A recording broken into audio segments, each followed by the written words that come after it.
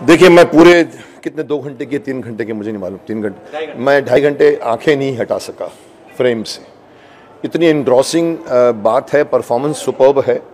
और मैं तारीफ़ करना चाहूँगा विवेक अग्निहोत्री का, जिसने 30 साल पुराना सत्य, तू इधर आ, एक में भैया, एक उधर से। तो मैं विवेक जी की तारीफ करना चाहूँगा, जिन्होंने 30 साल पुराना सच लोगों के सामने लाया। ये सच ऐसा होता है कि जैसे कहते हैं कि अगर आप गलत न्यूज़ दो तो आप पाप कर रहे हो, लेकिन अगर आप सच न्यूज़ हो उसको छुपा के रखो तो उससे भी बड़ा पाप होता है। क्यों छुपाया गया 30 सालों से, क्यों छुपाया गया 30 सालों से हमें इस सत्य से? मैं तो जानता हूँ, क्योंकि मेरी फैमिली में भी ये हुआ है। मेरी फैमिली में भी ऐसे विस्थापित हुई है फैमिली मेरे, वहाँ से मेरे, तो मुझे पता है, मैंने कहानियाँ सुनी हुई है। लेकिन एक कॉमन मैन तो यही समझता है कि भाई, उस कॉमन मैन को ये कोई समझाएगा कि अपने ही देश के एक कमरे से निकलकर एक दूसरी कमरे में आप जा रहे हो और आपको शरणार्थी बोला जा रहा है। 30 साल तक वो शरणार्थी हैं।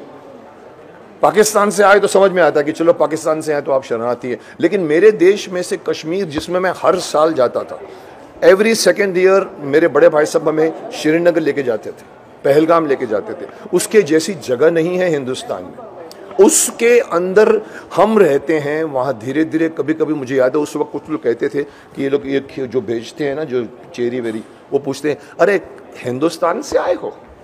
अब वहाँ पहली बार लगा था कि कहीं ना कहीं कुछ गड़बड़ है, और ये गड़बड़ इतनी बड़ी लेवल पे गई है। मुझे हैरानी है कि किसी ने, और मुझे सरकार से भी हैरानी है, सरकार को भी मैं दोषी ठहराऊंगा कि क्यों आपने 30 सालों तक इन लोगों को वापस उनके घर तक नहीं पहुँचाया, क्यों नहीं घर दिया उनको, क्यों? और अगर मोदी जी ने भी कहा था अपने 2014 के इलेक्शन जब जीत कर आए थे, बोला मैं हिंदू पंडितों को स्थापित करूंगा। मैंने कहा था अगर ये कर जाएंगे ना तो ये सुपर हीरो बन जाएंगे, शक्तिमान बन जाएंगे, लेकिन नहीं हुआ। 8 साल बीत गए हैं, अभी भी एक मेकर को एक ऐसी फिल्म बनानी पड़ती है जिसके ऊपर कंट्रोवर्सी खड़ी हो गई है। कई बड़े बड़े प्रमोशन नहीं करने दे रहे हैं, और मुझे हैरानी है उन बड़े बड़े जो सो कॉल्ड प्रमोट करते हैं अपने शो में पिक्चरों को, वो इनको नहीं करने दे रहा है। ये मुझे अंदर की बात बताई गई है, विवेक अग्निहोत्री ने खुद भी कहा है। और एक हैरानी की बात मैं कहना चाहूँगा, शेयर करना चाहूँगा, क्योंकि मैं उस डायरेक्टर को जानता हूँ, मेरे इंस्टीट्यूट से ही है, कश्मीरी पंडित खुद है। उनकी पत्नी का मैंने रिव्यू पढ़ा, मुझे हैरानी हुई कि क्या सोचकर आप कर रहे हैं। आपको समझ में नहीं आ रही कि ये सच हर शख्स तक पहुंचना चाहिए। तो मुझे हैरानी है कि भाई ये क्यों नहीं इसको, और इसीलिए ये खुशी है कि आगे आप कह रहे हैं कि भाई ये कौन बोल रहा है, ये कौन है, ये माइक है? ओके, चलिए, सो आई एम सॉरी। तो मैं कह रहा था कि you have to understand that this news has to reach every, और टैक्स फ्री हो रहा है। मुझे बताया गया कि लोग टैक्स फ्री कर रहे हैं, स्टेट ने, कुछ स्टेट्स ने कर भी दिया है। मैं चाहूँगा पूरे हिंदुस्तान में टैक्स फ्री करिए, इस फिल्म को प्रमोट करिए। अगर ये बड़े बड़े प्रमोटर्स प्रमोट नहीं करते, एक बड़े हमारे इंडस्ट्री में लोग पता नहीं क्यों अपने आप को भारत से अलग प्रूव करते हैं। अगर ये भारतवासियों का दुख आपको समझ में नहीं आ रहा है तो आप हमारे देश के वासी नहीं हैं। अगर उनमें से भी ये लोग प्रमोट नहीं करते तो इस फिल्म को पब्लिक प्रमोट करेगी। जैसे मैं आज बोल रहा हूँ, आपने भी रिव्यूज़ देखे होंगे, इवन कॉमन मैन के रिव्यूज़ भी ऐसे आ रहे हैं। आई थिंक ये प्रमोशन पूरी पब्लिक करे और पब्लिक देखे, और मैं समझता हूँ ये फिल्म बहुत बड़ा ब्लॉकबस्टर बने, क्योंकि ये एक मकसद, एक छूटा हुआ लक्ष्य जिसको सरकार भी भूल गई। जब हुई थी, मैं समझता 1990 उस वक्त सरकार कोई और थी, उस वक्त नहीं हुआ। उसके बाद भी सरकार आई, फिर भी नहीं कुछ हुआ। लोग अपने अपने जगह पर क्यों? So I hope that this film reaches to masses and it reaches to everybody. It is reaching globally. मैंने सुना इवन वर्ल्ड में भी लोग रिएक्ट कर रहे हैं, बिकॉज ये वर्ल्ड क्लास फिल्म बनी है। ये हमारी कॉमन 300 करोड़ की फिल्म नहीं है। 200 करोड़ की एक फिल्म अभी भी रिलीज हुई है जिसका नाम राधे श्याम, नाम इतना अच्छा रखा है, बट मैंने उसका भी रिव्यू पढ़ा तो थोड़ा सा निराशाजनक बात की। पैसे खर्च करने से फिल्म नहीं बनती। शक्तिमान पैसे खर्च करके नहीं बनी थी, स्टोरी थी ये। यस, और कोई मुद्दा ऐसा है जो अभी तक आपको लग रहा है कि छुपा हुआ है, लोगों के सामने आनी चाहिए, फिल्म बननी चाहिए उस पर? और मुद्दा बिसाइड्स दिस कश्मीर? कश्मीर और भी कोई ओवरऑल कोई भी ऐसा मुद्दा जो जानना जरूरी है देश कश्मीर के बारे में? कि कश्मीर या कोई भी देश में कोई भी मुद्दा उठा लीजिए साहब। ऐसे तो बहुत मुद्दे हैं जो सबसे स्पेशल लग रहा हो कि बहुत लेट हो रही है, उस पर आनी चाहिए, जागरूक होना चाहिए। जैसे आप कह रहे हो कि भी आर्टिकल 370 आ गया है, उसको हटाने की कोशिश की जा रही है। It has to be. मैं कई चीज़ें ऐसी हैं जो हमारे देश के प्राइम मिनिस्टर तक पहुंचनी चाहिए, नहीं पहुंचती। बहुत से मुद्दे हैं। हॉस्पिटलाइजेशन का सिस्टम चेंज होना चाहिए, एजुकेशन का सिस्टम चेंज होना चाहिए, एजुकेशन फ्री होनी चाहिए, हॉस्पिटलाइजेशन फ्री होना चाहिए। आज अगर हम हमारे देश की एक ही भाषा होनी चाहिए जिसको हम कहते हैं हिंदी है, और लोग कहते हैं नहीं साहब साउथ उसको वो करता है, अपोज करता है। साहब करने दो ना, क्या हमारा देश एक है? हमारा देश साउथ ईस्ट वेस्ट नॉर्थ नहीं है।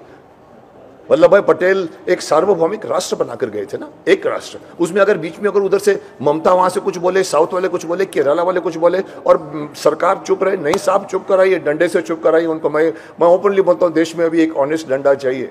अच्छी बातें पास नहीं होती, पार्लियामेंट में करोड़ों रुपए का लॉस हो जाता है, कुछ काम नहीं होता, तो वो करने की जरूरत है, एक पावरफुल सरकार। इसलिए मैं कहता हूँ कल इलेक्शन जो आया, यूपी का इलेक्शन, वो सिर्फ बीजेपी की जीत नहीं है, देश की जीत है।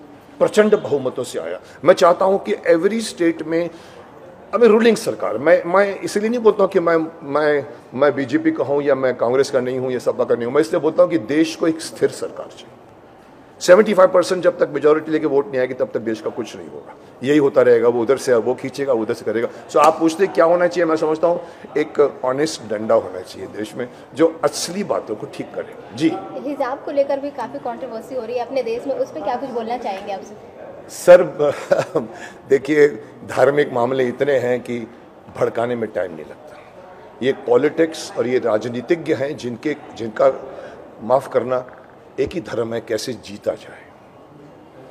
ऑपोजिशन चाहती है कि मैं टांग मार के जो शासन कर रहा है उसको गिरा दूं और फिर बैठ जाऊं। करोगे क्या आप? हमने भी आपकी हिस्ट्री देखी हुई है। सो आप जो अच्छे काम है उसकी प्रशंसा कीजिए, बुरे काम को आप बुरा ही करिए। लेकिन यहाँ 100% बातों को आप बुरा बोलोगे तो लगेगा कि आपके मन में खोट है। तो ये हिजाब का केस हो या कोई भी केस हो, ऐसा टू द मेन पॉइंट ठीक है, लेकिन जब ये पार्टी पकड़ती है, वो पार्टी पकड़ती है और फिर जब झगड़ा करती है ना, तो वो मसला साइड में रह जाता है और सीटें गिनने की बात में आ जाती है। ओके, अगर द कश्मीर फाइल्स की बात की जाए, परफॉर्मेंस वाइज किस तरह से आप बताना चाहेंगे? ये मिथुन दा हो गए, अनुपम खेर हो गए, दर्शन रावल हो गए, पल्लवी जोशी हो गई, किस तरह से आप बताना चाहेंगे? देखिए, अगर मैं परफॉर्मेंस करूँ, सबने बहुत ग्रेट परफॉर्मेंस किया है। मैं अनुपम जी तो डेफिनेटली ग्रेट ही किया है, लड़की ने भी ग्रेट किया है जिसका नाम पल्लवी जोशी है, वेरी फाइन एक्ट्रेस। नेगेटिव होते हुए भी उसने कोशिश की है उसको पॉजिटिव बनाने की अपने तरफ से। उसको बिलीफ बोलते हैं। जैसे चौधरी सारंग सबको गोली मारता था लेकिन वो अपने आप को बोलता था मैं पॉजिटिव हूँ। She did that, but the credit goes to that boy which I have never seen before, Darshan. मुझे नहीं पता कि कौन सी फिल्में की उसने, बट लास्ट की 10 मिनट की स्पीच वॉज टेरिफिक। ओके, जैसे कि बॉलीवुड को माना जाता है आईना, सच का आईना, लेकिन कश्मीर फाइल को बनाने को उनको 30 साल क्यों लग गया?